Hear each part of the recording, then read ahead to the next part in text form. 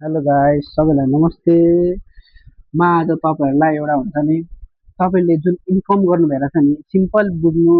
तपाईँले इन्कम गर्नुभएछ, त्यसलाई सेभिङ पनि गर्नुभयो, एक्सपेन्स पनि भइरहेछ, तपाईँको सेभिङ पनि भइरहेछ। तपाईँले त्यो इन्कमले एक्सपेन्स कसरी उठाउने, सेभिङ कसरी गर्ने र त्यसलाई केही समयपछि त्यसलाई इन्भेस्टमेन्ट कसरी गर्ने, त्यो प्लान चाहिँ तपाईँहरूलाई भन्छु म आज। फर्स्ट अफ अल तपाईँहरूले एउटा हुन्छ नि, तपाईँले एउटा सेभिङ एकाउन्ट दाम्मीवाला एउटा सेभिङ एकाउन्ट खोल्नुपर्छ। सेभिङ एकाउन्ट खोलेपछि तपाईँले पहिला एउटा तपाईँले अब इफ तपाईँले जबै गर्नुभएर छ होइन, फर्स्ट अफ अल त्यसमा जाने होइन। तपाईँले इफ जब गर्नुभएर छ, जब गरिराखेको मान्छे अब तपाईँको नर्मल एउटा स्टुडेन्ट लाइफदेखि जब गर्नुभएको छ, कतै मार्केटिङकै काम गर्नुभयो, कति के काम गर्नुभयो होइन, कति सेल्सम्यान के कति केही नर्मली काम गर्नुभयो, डिजिटल इकमर्स या अनलाइन स्टोर केही छ होइन, केहीको काम गर्नुभयो, त्यहाँबाट त इन्कम केही न केही मन्थलीमा आइरहेको हुन्छ। आएपछि तपाईँले त्यहाँ चाहिँ कसरी अब तपाईँले त्यहाँबाट कसरी इन्कम सेभ गर्नु भनेको तपाईँको मिनिमम सेभिङ एमाउन्ट पहिला हाम्रो टपिक सेभिङमा जान्छ होइन। मिनिमम सेभिङ एमाउन्ट चाहिँ 30 देखि 60% हुन्छ होइन।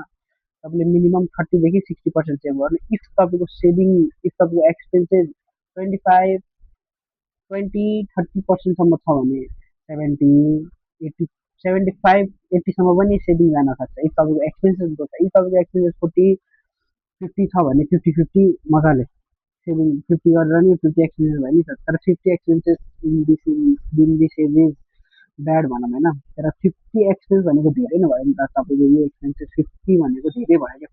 एमाउन्टको 50% तपाईँले एक्सपेन्स गर्दाखेरि तपाईँको सेभिङ पनि ठिक ठिक हुन्छ होइन। तर यो उमेरमा चाहिँ धेरै भयो। एउटा नर्मली तपाईँ एउटा रेस्पोन्सिबिलिटी, फ्यामिलीबाट पनि रेस्पोन्सिबिलिटी, तपाईँको आफ्नो फ्यामिलीबाट पनि रेस्पोन्सिबिलिटी, बाहिरको एक्सपेन्सेसहरूबाट रेस्पोन्सिबिलिटी आयो भने त्यसमा चाहिँ 50-50 गर्न सक्नुहुन्छ। तर अहिलेको उमेरमा 50 भनेको धेरै धेरै धेरै एक्सपेन्सेस नगनिन्छ। मेरो मेरो अनुसारले चाहिँ मेरो लाइफमा चाहिँ त्यो धेरै एक्सपेन्सेस नगनिन्छ। सबको आफ्नो आफ्नो लाइफ हुन्छ। पहिला सेभिङ तपाईँले 30 देखि 60%सम्म गर्नुपर्छ। मिनिमम एक्सपेन्सेस तपाईँको यो उमेरमा 30 देखि 30 मिनिमम भनेको तपाईँको 20 भयो, म्याक्सिमम् भनेको 30-35 हुन्छ होइन। त्योभन्दा धेरै चाहिँ नगर्नु होला। मैले चाहिँ त्यही भन्छु, त्योभन्दा धेरै नगर्नु होला। त्यो गरेपछि तपाईँले सेभ गर्नुभयो होइन, ल तिन तिन महिनादेखि 6 महिनासम्मको तपाईँले एक्सपेन्सेस सेभ गर्नुभयो। त्यसपछि सेभिङ भएपछि तपाईँको एउटा सेभिङ भइरहेछ, सेभिङ भइरहेछ, राम्रोसँग सेभिङ भइरहेछ। त्यो सेभिङमा पनि अब दुईवटा छुट्याउनु, तपाईँले के छुट्याउनुपर्छ, एउटा इमर्जेन्सी फन्ड र एउटा सेभिङ। जुन चाहिँ सेभिङ हुन्छ त्यसले म केही कुरामा इन्भेस्ट गर्न सक्छु फ्युचरमा, मनी छ भने मलाई। अनि इमर्जेन्सी फन्ड हुन्छ जस्तो मलाई के प्रब्लम आइरहेछ, मलाई के इमर्जेन्सीमा किन्नु पऱ्यो भने त्यो इमर्जेन्सी फन्डले मैले के किन्न सक्छु भन्ने टाइपको पनि छुट्याउनु। इमर्जेन्सी फन्डमा तपाईँले आफ्नो मन्थली 10%देखि 15%सम्म हाल्न सक्नुहुन्छ होइन। 10 देखि 15%सम्म इमर्जेन्सी फन्डमा हाल्नु। त्यसपछि तपाईँको सेभिङमा 30 देखि 60%सम्म हुन्छ होइन। त्यसपछि भएपछि तपाईँको सेभिङ र इमर्जेन्सी फन्ड तपाईँको छुट्याउनु भयो होइन। तपाईँले त्यति छुट्याएपछि तपाईँले एउटा नर्मली यो उमेरमा गर्नु भनेको तपाईँले एउटा इन्सुरेन्स पनि खोल्नुहुन्छ। सानो उमेरमा इन्सुरेन्स खोलेको राम्रो हो, तपाईँलाई राम्रो पनि हुन्छ। इफ मेरो पनि इन्सुरेन्स छ, राम्रो हुन्छ। तपाईँले लाइफ इन्सुरेन्स र हेल्थ इन्सुरेन्स, हेल्थ इन्सुरेन्स भनेको तपाईँको अब के अब कति अब यो उमेरमा अब त्यो हुन्छ नि, रगत त तात्तिएको रगत हुन्छ, बाइक चलाउनु, स्कुटर चलाउनु, गाडी चलाउनु मन लाग्यो, कहिले हेल्थ बिग्रियो होइन। अब हेल्थ त नर्मली यो उमेरमा रेयरली नै बिग्रिन्छ। तर स्कुटर बाइक अब चलाइरहन्छ हुन्छ हामीले बढी स्पिड, अब यो उमेरमा तात्तिएको उमेर, अब स्पिडमा चलायो कहिले के भयो, अब एक्सिडेन्ट नहोस् कसैको एक्सिडेन्ट। तर बाइचान्स कसैको अब सबलाई त अब नभई हुँदैन, कसैलाई कसैलाई भइहाल्छ। भएपछि एउटा तपाईँको हेल्थ इन्सुरेन्स भएपछि तपाईँलाई सजिलो हुन्छ। त्यही भएर इन्सुरेन्स, लाइफ इन्सुरेन्स र हेल्थ इन्सुरेन्स गराउनु। त्यो गराएपछि तपाईँलाई मैले सेभिङ भने, इमर्जेन्सी फन्ड भने, एक्सपेन्सेस भने, ल इन्सुरेन्स भने। त्यही भएपछि तपाईँले इन्भेस्टमेन्ट, अब तपाईँले अब तपाईँले 18 वर्षदेखि इन्कम गर्नुभयो, तपाईँ 20 वर्ष पुगिसक्नुभयो, त्यही काम गर्दा गर्दा तपाईँलाई पनि झ्याउ लाग्छ।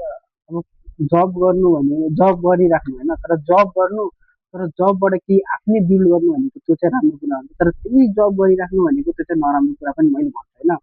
अब जब गरिराख्नु, अब 2 वर्ष जब गर्नु, तपाईँले इन्भेस्टमेन्ट सेभिङ पनि गर्नुभयो, तपाईँलाई इमर्जेन्सी फन्ड पनि युज भएन भनौँ।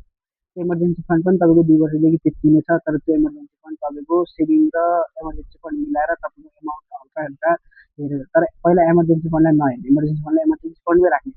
सेभिङ कति छ, इन्भेस्टमेन्टमा पुग्छ कि पुग्दैन, त्यही कुरामा इन्भेस्ट गर्ने। अब जस्तो तपाईँले अब त्यसपछि 2 वर्षपछि तपाईँले के फर्मुला लगाउनुपर्छ भने income plus investment equal to expenses. Income र इन्कम माइनस इन्भेस्टमेन्ट गर्नुपर्छ। जस्तो इन्कममा इन्भेस्टमेन्टलाई माइनस गर्नु पहिला, त्यसपछि मात्र तपाईँले एक्सपेन्स गर्नु र सेभ गर्नु, त्यसपछिको आएको एमाउन्ट तपाईँले सेभ गर्नुपर्छ। एक्सपेन्सबाट पनि त्यो बाँकी एमाउन्ट हेरेर इमर्जेन्सी फन्डमा हाल्दा हुन्छ, नत्र सेभिङमा हाल्दा हुन्छ। तपाईँलाई इमर्जेन्सी फन्डमा सबभन्दा म बेस्ट सुझाव दिन्छु कि इमर्जेन्सी फन्डमा हाल्नु, सेभिङ मात्रै, किनकि तपाईँले इन्भेस्ट गरेको कुराबाट सेभिङ आइहाल्छ। इमर्जेन्सी फन्डमा हाल्नु, है तपाईँले केहीमा इन्भेस्ट गर्दा तपाईँले सेभिङ एकाउन्ट टोटल्ली चाहिँ पुरा हुन्छ नि। मसँग अब 1 लाख छ मैले सेभ गरेको, त्यो 1 लाखै पुरा हालिदिने होइन नि त। 1 लाख हाल्यो भने धेरै गाह्रो हुन्छ होइन। 1 लाख हाल्यो भने अब मसँग एम 1 लाखै मैले हाल्ने भने मसँग त्यो एमाउन्टै बाँच्दैन नि, सेभिङ एमाउन्ट। त्यहाँबाट 80% हाल्ने, 20% राख्ने, किनकि केही काम पर्न सक्छ, अरू केही इन्भेस्टमेन्ट गर्न मन लाग्न सक्छ। यो मेरो तातो रगत, जति बेला पनि केही कुरा पनि इन्भेस्ट गर्न मन लाग्छ। तर इन्भेस्टमेन्ट गर्दा रिसर्च, प्रपर रिसर्च गरेर, प्रपर थिङ्किङ लिएर म पेसिनेट छु कि छैन भनेर सोचेर मात्र इन्भेस्ट गर्नु होला, त्यो चाहिँ भन्छु। अब त्यति गरेपछि तपाईँसँग इन्कमबाट इन्भेस्ट पनि गर्नु भयो। इन्भेस्ट गर्ने भनेको अब के कुरामा इन्भेस्ट गर्ने भनेको म तपाईँलाई भन्छु होइन। इन्भेस्ट भनेको अब तपाईँले अब तपाईँको अब साथी मिलेर अब केही, अब कसैको साथी अब जस्तो अब तपाईँ फ्रेन्ड सर्कलमा हुनुहुन्छ, फ्रेन्ड सर्कल यस्तो सुन्नु कि जुन फ्रेन्ड सर्कल बाहिरको हुन्छ नि, हल्का लफुवा भन्दा नि, हल्का नराम्रो काम भन्दा नि, जो मान्छे आफ्नो फ्युचरको लागि सिरियस हो, गोलको लागि फोकस हो, त्यस्तो फ्रेन्ड सर्कल सुन्नु। त्यस्तो सुनेपछि तपाईँले अब त्यहाँबाट तपाईँले फ्रेन्ड सर्कल जहाँबाट सुनेपछि तपाईँले फ्रेन्ड सर्कलमा अब हुन्छ नि त, कुरा भइरहेको हुन्छ। कोही न कोही हुन्छ मान्छे, त्यहाँ फ्रेन्ड सर्कल त्यस्तो राम्रो होइन, कोही न कोही मान्छे हुन्छ कि आज हामी यतिजना मिलेर अब त्यो उमेरमा अब कतै चियाको स्टोर खोलौँ कि, चिल गर्ने ठाउँ चियाको स्टोर खोलौँ कि, कतै केहीमा इन्भेस्ट गरौँ कि, अनलाइनै केही कमर्स क्लोदिङ केही खोलौँ कि, अरू केही गरौँ कि, त्यस्तो टाइपमा दिनुहुन्छ। त्यस्तोमा अब तपाईँले दुई तिनजना साथी मिलेर त्यसमा इन्भेस्ट गर्न सक्नुहुन्छ। अथवा तपाईँले आफ्नै इन्कम लिएर मैले एक्लै गर्न सक्छु भने, मसँग त्यत्रो क्यापेसिटी छ, मेरो माइन्ड त्यति वर्क गर्छ भने चाहिँ एक्लै मिलेर राम्रो अनलाइन अनलाइन जे सेल गरे नि हुन्छ, जे सेल गरे नि हुन्छ। अनलाइन तपाईँले मार्केटमा के डिमान्ड छ त्यो अनलाइन सेल गरे मजाले तपाईँले इन्कम जेनेरेट गर्न सक्नुहुन्छ इन्भेस्ट गरेर। अब त्यो इन्भेस्ट गरेपछि तपाईँले अब 1 महिना 2 महिना रिजल्ट आयो भने त्यो चाहिँ आउँदैन, टाइम लाग्छ। 6 महिना 1 वर्ष टाइम दिनैपर्छ तपाईँलाई जे कुरामा इन्भेस्ट गरेपछि। अब इमर्जेन्सी फन्ड पनि तपाईँले अब इमर्जेन्सी फन्ड पनि त्यस्तै ब्याङ्कमा राखिरहेको छ भने त्यो पनि एउटा नराम्रो कुरा भन्छु मैले। किनकि इमर्जेन्सी फन्ड तपाईँ इमर्जेन्सी फन्ड चाहिँ युज त्यो गरे होइन, तर तपाईँले त्यसलाई युजै गरेको छैन नि त। अब त्यो मलाई इमर्जेन्सी फन्ड युजै भइरहेको छ भने त्यसलाई पनि मैले इन्भेस्ट गर्छु कि, तर त्यसलाई केही कुरामा इन्भेस्ट गरेँ भने सेयर मार्केट, नेपालको जिप्सीमा, नेपालको सेयर मार्केटमा इन्भेस्ट गर्दा तपाईँले अब अहिले त सेयरको बारेमा यति उमेरमा सेयर प्रपरली त कोहीले सेयर जाने, मलाई आफै एक्सेल मलाई आउँदैन सेयर, सिधा भन्नुपर्दा सेकेन्ड सेयर मलाई आफै आउँदैन। त्यस्तो प्रपरली चाहिँ मैले पनि जाने फुर्सद हुन्छ, र प्रपरली आउँदैन।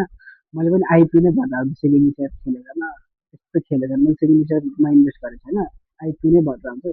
सेयर डिमेट एकाउन्ट गएर कुनै ब्याङ्कमा खोल्नु, राम्रो ब्याङ्क जसको सेयर अब हेर्नुहुन्छ मार्केटमा थाहा पाइहाल्छ, सोध्नु प्यारेन्ट्सहरूसँग साथीहरूसँग त्यो गर्नु। अनि त्यसपछि राम्रो एउटा हुन्छ नि डिमेट एकाउन्ट खोल्नु, त्यसपछि आइपिओमा मात्र भर्नु, आइपिओ पऱ्यो भने त्यो त तपाईँको इन्भेस्टमेन्ट जस्तो भयो भने त आइपिओ पऱ्यो भने त्यहाँबाट अब 1,000 लगायो आइपिओमा, त्यहाँबाट कति पैसा हुन्छ कति पैसा हुँदैन, कति पसिना आयो गर्नु गर्ने हो। अनि त्यसपछि त्यो आइपिओ भरे नै कति पैसा आउँछ आउँदैन, त्यसपछि त्यहाँ भयो एउटा इन्भेस्टमेन्ट, त्यहाँ भयो त एसआइपी पनि गर्न सक्नुहुन्छ मजाले। मैले पनि गरेर आउँछु, तपाईँले गर्न सक्नुहुन्छ। तर मैले अहिले चाहिँ मैले एसआइपीमा त्यस्तो टोटल्ली चाहिँ गरेको छैन मैले, तर गर्छु अब काम गर्दैछु। मैले पनि रिसर्च हाल्दैछु, मलाई पनि प्रपर एसआइपीको नलेज छैन। इफ मलाई नलेज भयो भने तपाईँलाई पनि मैले नलेज दिन्छु, सेयर गर्छु होइन। त्यस्तो गरेपछि तपाईँले इन्भेस्ट अन योर सेल्फ, तपाईँले के कुरा तपाईँलाई मनपर्छ के कुरा मन पर्दैन त्यसमा इन्भेस्ट गर्नु।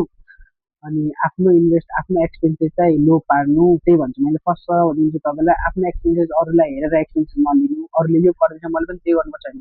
तपाईँको एक्सपेन्सेस कति, तपाईँको इन्कम कतिको छ त्यतिकै एक्सपेन्सेस लिनु, फ्युचरमा तपाईँ त्योभन्दा धेरै जानुहुन्छ। तपाईँले अहिले यो उमेरमा इन्भेस्ट गर्यो भने तपाईँले 4 वर्षपछि 2 वर्षपछि कोहीले इन्भेस्ट गर्छ नि त्यो कुरामा, तपाईँ त्योभन्दा धेरै अगाडि जानुहुन्छ कि।